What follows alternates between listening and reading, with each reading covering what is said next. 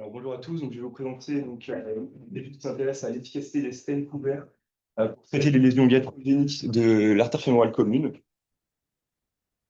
C'est une étude qui a été publiée en décembre 2025, donc assez récente, dans le journal Biomédecine, donc qui va s'intéresser aux résultats à moyen et long terme des stents couverts dans les lésions iatrogéniques de l'artère fémorale commune. Donc, comme vous le savez tous, les procédures endovasculaires, donc c'est en augmentation constante, que ce soit en chirurgie vasculaire ou en cardiologie, en radiologie interventionnelle. Donc forcément, il y a une augmentation de la fréquence des lésions vasculaires iatrogènes, notamment au niveau de l'artère fémorale commune, qui est le site prédominant des ponctions. Donc c'est une incidence qui varie qui varie en fonction des procédures globalement, mais globalement, on retrouve un taux de 0,2 à 1% de taux de complications, qui peut augmenter jusqu'à 20%, notamment après une endoprothèse aortique ou après un TAVI, par exemple. Et les complications les plus fréquentes sont la perforation artérielle avec saignement en fin d'intervention, un pseudo-anévrisme, une fistule artério-veineuse ou la dissection. Donc, pour traiter ces complications, donc actuellement, le traitement de référence et le traitement qui est recommandé, c'est de faire une chirurgie ouverte, mais qui expose bien sûr à pas mal de complications, notamment l'hématome, une infection, des défauts de cicatrisation. Donc, chez des patients qui sont fragiles, c'est pas mal de trouver donc une alternative à ces traitements en chirurgie ouverte. Et donc, les stents couverts sembleraient être une alternative thérapeutique, puisqu'on peut le faire sous anesthésie locale, donc sans cicatrice. Ce serait pas mal de les évaluer pour pouvoir les utiliser à la place de la chirurgie ouverte. Donc, les stents couverts ont déjà montré leur efficacité au niveau de l'artère iliaque externe et au niveau de la partie proximale de l'artère fémorale commune, uniquement, et sur des études avec pas beaucoup de patients et pas d'essais contrôlés randomisés. Donc voilà, ça c'est ce que dit la littérature actuellement. Donc nous, là, les objectifs, c'est d'évaluer les résultats en termes d'efficacité et de mortalité et sur la durabilité de perméabilité des stents dans le traitement des lésions iatrogéniques de l'artère fémorale commune, pas proximale, mais vraiment dans son ensemble. D'un point de vue méthodologique, donc, l'étude que je vais vous présenter, c'est une étude rétrospective qui a inclus 41 patients dans un seul centre italien entre février 2015 et mai 2024. Donc, les patients qui étaient inclus, ils avaient bénéficié donc d'une procédure endovasculaire, que ce soit un TAVI, une endoprothèse aortique, une coronarographie ou une artério ou une angioplastie, donc soit thérapeutique ou diagnostique. Et au décours de cette procédure, ils ont développé donc des complications. Les complications les plus fréquentes qu'on a citées tout à l'heure, donc la perforation artérielle, une fistule, un pseudo-anévrisme ou une dissection rétrograde, et qui ont été diagnostiquées soit par écho-Doppler, soit en post-op par une artério, soit par un angioscanner. Et bien sûr, ces complications, elles ont été traitées par stent couvert, que ce soit en situation d'urgence ou non. Donc, il y a trois types de stents qui ont été mis en place chez nos 41 patients. Il y a le Viaban VBX et le V12 qui sont des stents expansibles par ballon, et le Viaban qui est un stent expansible qui est auto-expansible. Donc, globalement, ils ont tous été mis en crossover, sauf bien sûr s'il y avait une endoprothèse aortique, avec une artério de contrôle à la fin de la procédure et un suivi annuellement, enfin qui va continuer sur plusieurs années, avec écho, examen clinique. Donc le critère du jugement principal, donc le succès technique de la procédure, donc c'est l'exclusion de la lésion avec la perméabilité du stent et du vaisseau d'aval et la restauration d'un flux sanguin régulier. Puis après, ils ont évalué plein de critères de jugement secondaire. Les principaux, c'est la mortalité, est-ce qu'il y a eu des amputations dans le suivi, le taux de réintervention, la conversion en chirurgie ouverte et les complications qui sont liées au stent. Donc, sur les résultats de notre étude, donc, dans les 41 patients qui ont été inclus, donc là, on a représenté donc, les facteurs de risque cardiovasculaire des patients. Donc, globalement, ils ont quasiment tous de l'hypertension, la moitié fume, enfin, ils ont pas mal de comorbidités, et avec une moyenne d'âge de 79 ans. Sur les résultats des procédures et des complications, donc le TAVI, c'est la procédure qui a le plus été représentée avec 22 patients qui ont bénéficié d'un TAVI, suivi ensuite de l'endoprothèse aortique avec 10 patients. Et sur les complications, on a la perforation qui est de loin la complication la plus représentée, avec un total de 27 patients, puis le pseudo-anévrisme avec 10 patients. Donc quasiment 4 patients sur 5 ont été traités en urgence et un sur 5 a été traité en différé. Et quasiment tous les patients ont été traités sous anesthésie locale, 39 sur 41.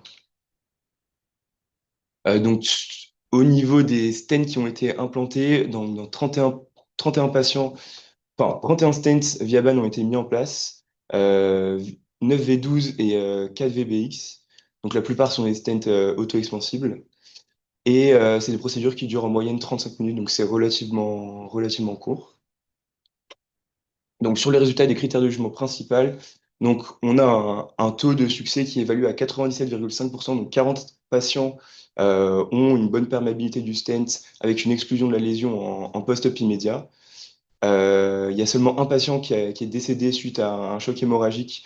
Donc, c'est un échec de la technique puisqu'ils avaient tenté de mettre en place deux Viaban et ils ont dû convertir et le patient est finalement décédé au décours de l'intervention. Et il y a un patient donc, qui a été repris pour mise à plat d'un hématome sur une fistule d'un pseudo-anévrisme, mais le pseudo-anévrisme avait été exclu chirurgicalement, donc ils l'ont considéré comme un succès dans le critère de jugement. Donc, on a suivi les patients relativement longtemps dans cette étude. À 30 jours, on avait 7,3% de mortalité et 10% de mortalité à 1 an. Et tous les patients qui étaient décédés, en fait, il n'y avait pas vraiment de lien avec les procédures chirurgicales. L'échographie à 1 an retrouvait 100% de perméabilité, donc tous les patients avaient des stents qui étaient perméables, sans complications au niveau du stent, aucune amputation. Et donc le suivi moyen était à 54 mois. On avait 26 patients qui étaient encore en vie ou qui n'étaient pas perdus de vue. Et on avait toujours 100% de perméabilité au niveau du stent et aucune réintervention en rapport avec la procédure.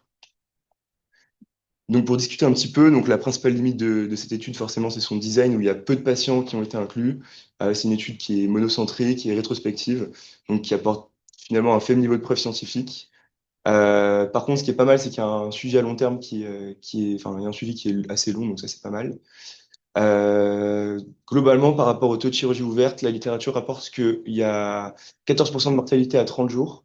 Donc là, on a quand même sur 41 patients, la moitié de mortalité. Donc je pense pour les patients qui sont fragiles, ça peut être pas mal d'utiliser les stents couverts. Après, bien sûr, il faudrait probablement mettre en place un essai contrôlé randomisé avec plus de patients pour vraiment pouvoir inclure ce traitement dans l'algorithme thérapeutique. Mais il semblerait que dans cette étude à faible niveau de preuve, il y a quand même une certaine efficacité des stents couverts pour traiter les lésions iatrogéniques de l'artère fémorale commune à court et surtout avec une bonne efficacité sur le long terme, une bonne perméabilité du stent. Voilà.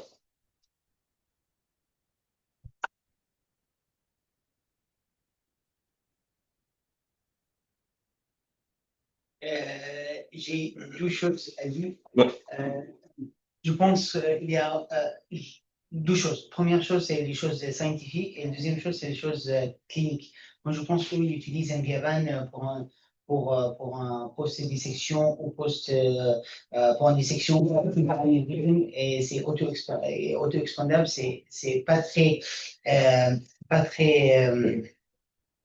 il n'est pas très précis et en plus il n'est pas de force radiale qui est très bien. Et donc, ça augmente un peu le temps de chirurgie parce qu'on est obligé parfois de ballonner derrière le Viaban s'il n'est pas bien ouvert. Et donc, je pense que utiliser le Viaban auto-expansible en caméra en commune post-dissection sous l'anévrisme, ça ne se sent pas trop. Et Moi, ça me choque pas, parce que c'est que des lésions fraîches. Donc, t'as pas besoin d'avoir une force radiale très importante. Si tu sursizes un peu, tu replaques tout. OK. Je pense que c'est pas l'utilisation du Viavan ne me choque pas. C'est OK. Ouais, ouais. Le truc, c'est que c'est sur 0,35 que c'est du mi-French. Ouais. Donc, ça te fait une fonction contralatérale qui est avec un gros trou. Donc, à nouveau arrive le faux anévrisme. Ou sur du C-French, mais dans ce cas-là, il faut faire the cross, changer de guide, etc. C'est un peu compliqué, mais ça me choque pas. On travaille une fois, non? Moi, Bentley. Vipex. Oui, Bentley. Moi aussi, il y a une lésion longue, c'est en action. Hein? En action. Bentley, oui. Et on pratique, vu le nombre de TAVI qui sont faits, que les cardiologues, en tout cas du coin, mettent essentiellement des Bentley. jamais appelé pour des complications. Jamais appelé. Et parfois, c'est un peu ça.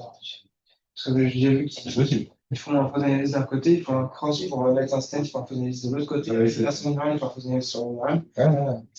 Et moi, je pense, si le fonction il est bien placé, il n'y a pas besoin de faire un crossover. Tu leur piques C'est-à-dire en qu'on dessous? pour fonctionner, bon, c'est une chose. S'il n'est pas occluse, bien sûr, s'il n'est pas occluse, tout ça, Ouais, mais c'est bon. tu majores du coup ton risque sur la deuxième ponction de faire d'avoir T'as pas de compression Ouais. possible, hein. Ouais, c'est ça, c'est que tu fonctionnes à FS.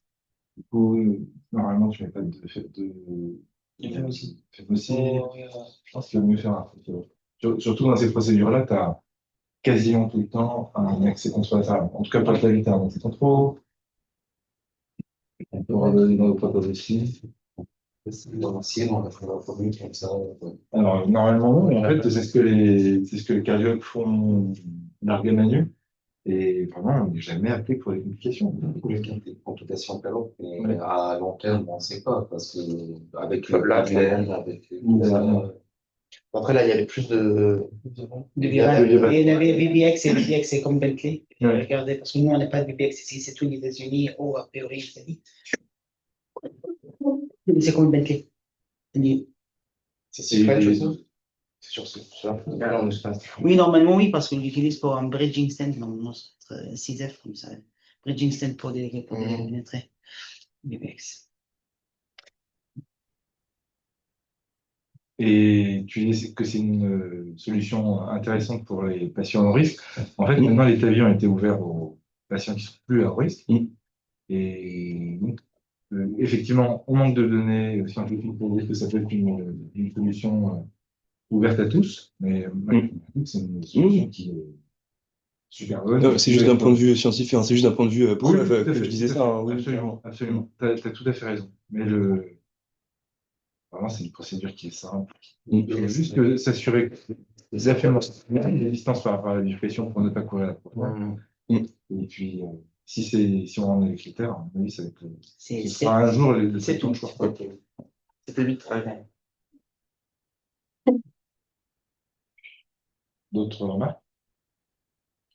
14% de mortalité à chirurgie ouverte, ça me paraît énorme. Non, c'est ça.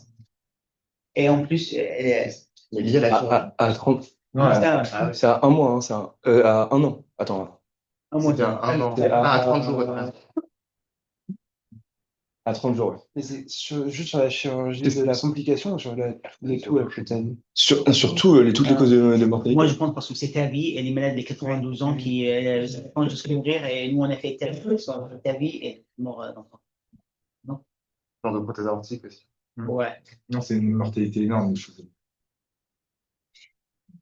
Et moi, je pense que si on fait un randomisé, c'est randomisé sur 3 thrombines, chirurgie ouverte et chirurgie endovasculaire. Ou on Mais peut pas. combine, il y a des. Combine, tu pourras avoir Il y aura trop d'exclusions. Ouais, c'est trop de Trop facteurs d'exclusions. Faire de la thrombine sur. Là, c'est vrai qu'ils font. Je ne sais pas quelle est la différence entre la rupture artérielle et le faux anévrisme. Parce que finalement, un faux anévrisme sur table. En fait, je pense que c'est par rapport au saignement, non? Je pense que c'est ça qui. C'est juste, en fait, il disait la perforation artérielle, c'est avec un saignement intarissable extériorisé en post-op. Ils vont être trop calcifiés, ils vont se monter d'établir sans choc. Moi, je suis pro-surprise.